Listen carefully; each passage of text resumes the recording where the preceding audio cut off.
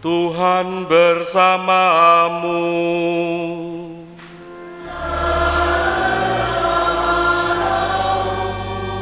Inilah Injil suci menurut Santo Yohanes.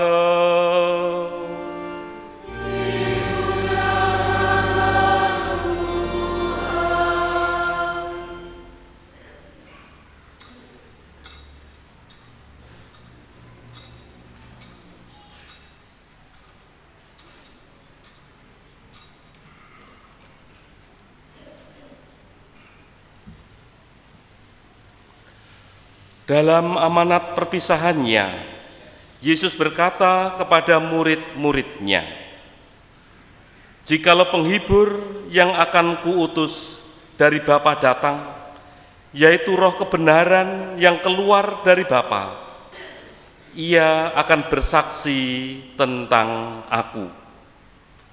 Tetapi kamu juga harus bersaksi, karena kamu dari semula bersama-sama dengan aku. Masih banyak hal yang harus kukatakan kepadamu, tetapi sekarang kamu belum dapat menanggungnya. Tetapi apabila Roh kebenaran datang, ia akan memimpin kamu ke dalam seluruh kebenaran, sebab ia tidak akan berkata-kata dari dirinya sendiri, tetapi segala sesuatu yang didengarnya, itulah yang akan dikatakannya, dan ia akan memberitakan kepadamu hal-hal yang akan datang. Ia akan memuliakan aku, sebab ia akan memberitakan kepadamu apa yang dia terima daripadaku. Segala sesuatu yang Bapa punya adalah kepunyaanku. Sebab itu aku berkata, ia akan memberitakan kepadamu apa yang dia terima daripadaku." Demikianlah sabda Tuhan.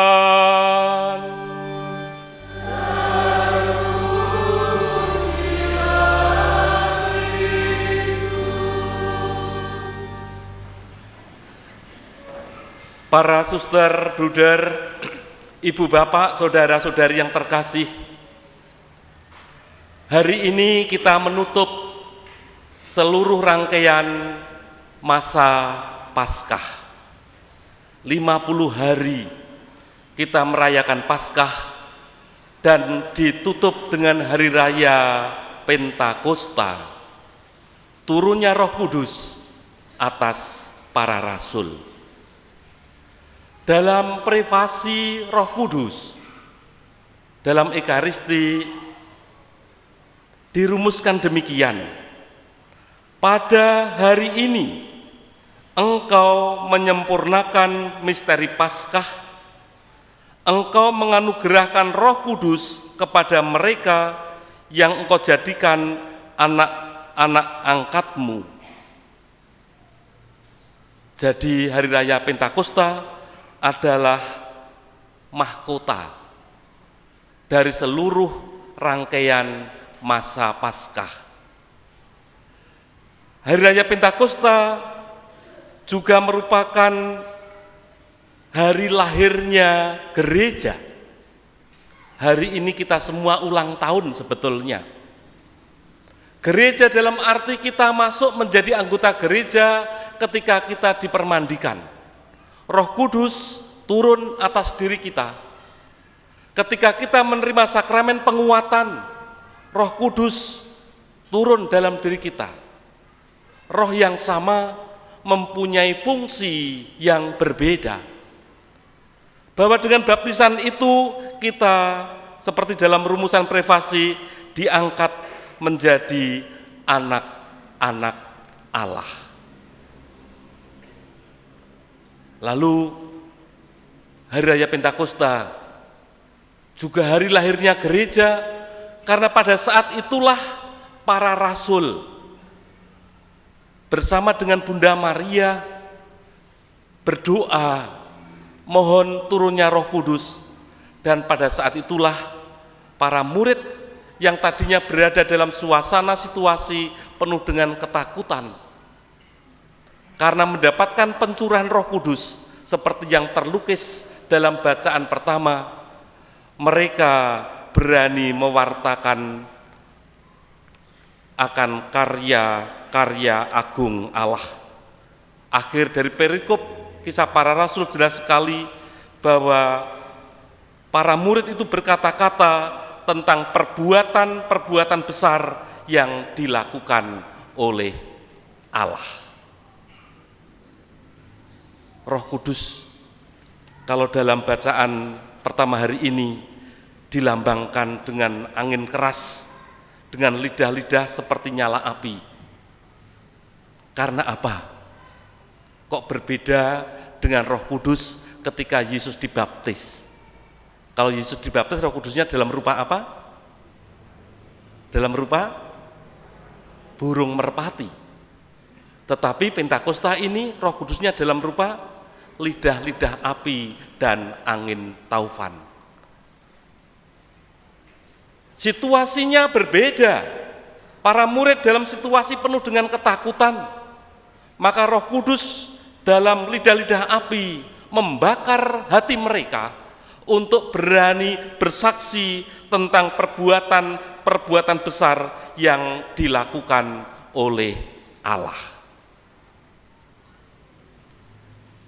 Kita semua pada hari ini juga mendapatkan tugas perutusan yang sama untuk berkata-kata tentang perbuatan-perbuatan besar yang dilakukan oleh Allah di dalam hidup kita ini. Maka dalam bacaan Injil jelas sekali bahwa Yesus memberikan perintah kepada kita, kamu juga harus bersaksi, karena kamu dari semula bersama-sama dengan aku. Kita semua diajak untuk bersaksi tentang Yesus yang bangkit. Lewat pribadi Yesus inilah perbuatan-perbuatan besar Allah sungguh-sungguh dinyatakan. Lah wujudnya seperti apa? Kalau kita diajak untuk bersaksi, jawabannya ada dalam bacaan kedua surat Santo Paulus kepada jemaat di Galatia. Kita telah dibaptis menerima Roh Kudus. Kita menerima sakramen penguatan, juga menerima Roh Kudus. Kita diajak untuk bersaksi. Dalam bentuk apa? Kita hidup dari buah-buah roh. Ada berapa buah roh? Dalam bacaan kedua, surat Santo Paulus kepada jemaat di Galatia, ada berapa? Ada 9. Nanti dihitung di rumah ya. Ada 9.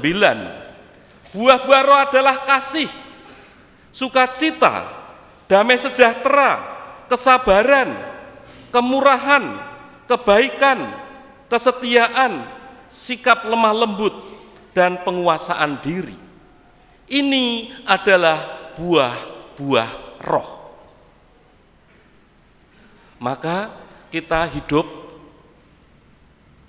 di tengah-tengah keluarga, di tengah-tengah lingkungan, dan di tengah-tengah masyarakat. Seringkali ada yang namanya Roh Kudus dan roh yang tidak kudus. Ya, ada Roh Kudus dan ada roh yang tidak kudus. Roh yang tidak kudus buahnya juga ditulis oleh Santo Paulus. Ya, buah-buah roh yang tidak kudus adalah percabulan, kecemaran, hawa nafsu, penyembahan berhala, sihir, perseteruan, percekcokan, iri hati, amarah, kepentingan diri sendiri, percideraan, roh pemecah, dan kedengkian, kemabukan, dan pesta pora. Ternyata roh tidak kudus jauh lebih banyak daripada Roh Kudus, buah Roh Kudusnya.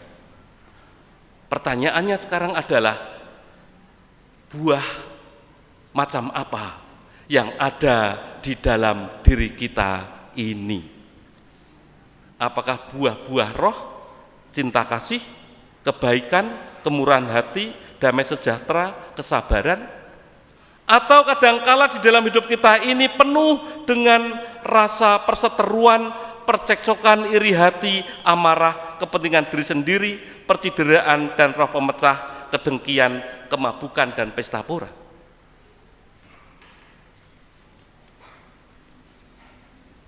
Kalau tidak percaya, silakan dalam keluarga kita hidup dari buah-buah dari roh yang tidak kudus ini. Pasti remuk, pasti hancur, pasti kacau. Dalam keluarga ada perselisihan terus, dalam keluarga ada percekcokan terus, dalam keluarga ada kedengkian dan kemabuan. Apa yang terjadi dalam keluarga itu? Tidak akan pernah ada rasa damai. Di dalam keluarga itu tidak akan pernah ada kasih. Maka mari Bapak Ibu, saudara-saudari yang terkasih, Roh Kudus yang bersemayam di dalam diri kita, jangan kita tidurkan. Tetapi Roh Kudus itu diharapkan menjadi lidah api yang membakar hidup kita, sehingga hidup kita penuh dengan buah-buah roh, penuh dengan kasih. Kalau para murid berbahasa dengan berbagai macam bahasa, dan mereka itu paham, lalu bahasa apa itu? Mereka dikatakan ada berbagai macam bahasa, ada yang dari Parsia, Media, Elam, penduduk Mesopotamia, Yudea dan Kapadokia, Pontus dan Asia, Frigia dan Pamfilia, Mesir dan daerah Libya, Kirene. Kok mereka paham? Itu bahasa apa? Itu adalah bahasa kasih. Mari Bapak Ibu, saudara-saudari yang terkasih, kita ciptakan, kita bangunkan Roh Kudus yang bersemayam di dalam diri kita ini, sehingga hidup kita sungguh-sungguh hidup dibimbing oleh Roh Kudus dan menghasilkan buah-buah roh di dalam hidup kita ini, sehingga nantinya akhirnya kita boleh merayakan apa? Kita boleh merayakan Yesus Kristus, Raja semesta alam. Ya, Yesus Kristus Raja semesta alam itu kan akhir lingkaran tahun liturgi. Lingkaran tahun liturgi itu sebetulnya adalah merayakan soal kehidupan kita ini, soal hidup kita. Hidup yang dipenuhi dengan Roh Kudus, kita akan masuk ke dalam hidup yang masa biasa. Masa biasa ini nanti akan diakhiri dengan hari raya Yesus Kristus, Raja semesta alam.